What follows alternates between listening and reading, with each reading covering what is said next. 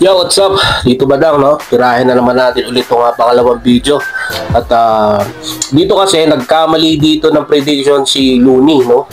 Na sinabi niya na pag nakalaban ni Ban, si Cripply, ay durog si Ban. So nagkamali siya, no? Kasi yan ang mahirap kasi sa atin yung mapanghusga tayo, no? At ito naman si Ban ay walang pakialam at wala sa plano niya ang magkampiyon kasi ang lagi niyang punchline mas matutunghayan nyo ang taong magcha-champion na di sinasadya. Di ba? Ang kulit din ni Ban dito, nakakatuwa din yung mga sinasabi niya, no? Play lang natin tong Ban versus Manda. Sa unang beses ko pagsalang, hindi to AJ nakata.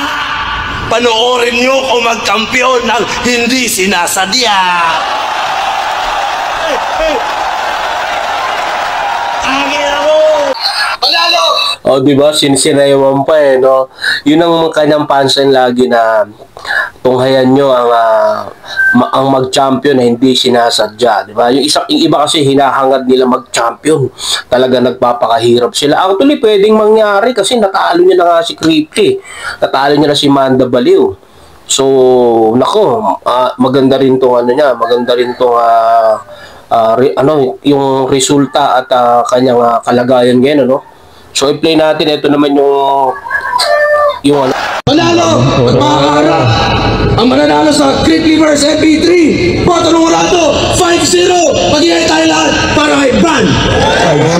5-0. Aray. Ano nangyari dun? Kawawa dito is actually si Ban. Cripply pa kalaban mo, puta tapos ka. Ay, namama. Oo, mamamain siya nun. Nakikita ko na yung mangyayari sa next round. O, diba? Mamamain daw ni Cripply itong si Ban. Talagang dudurugin siya si Cripply pa, sabi gano'n, ano? Yun kasi ang sa atin minsan yung judgmental tayo, nauuna ang husga bago ang resulta. Kaya napahiya si Looney dito, no? Dahil ang nanalo talaga ay si Ban. Napahiya siya rito dahil diba, predict ka ng predict hindi mo alam, nasusulat din yung mga tao na yung mga, diba, ang alam lang kasi puro lang, break it down lang. May break it down syndrome ka ba?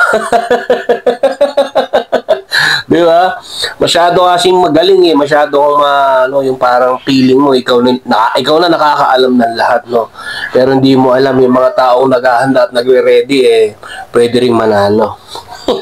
So play pa natin. Resulta. 15, Green Reverse Ban. Boto ng Orlando, 4-3.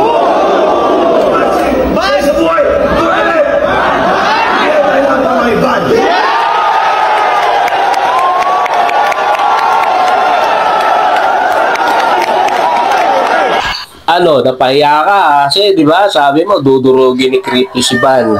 4-3. Oo, sabihin niya natin malapit sa katotohanan.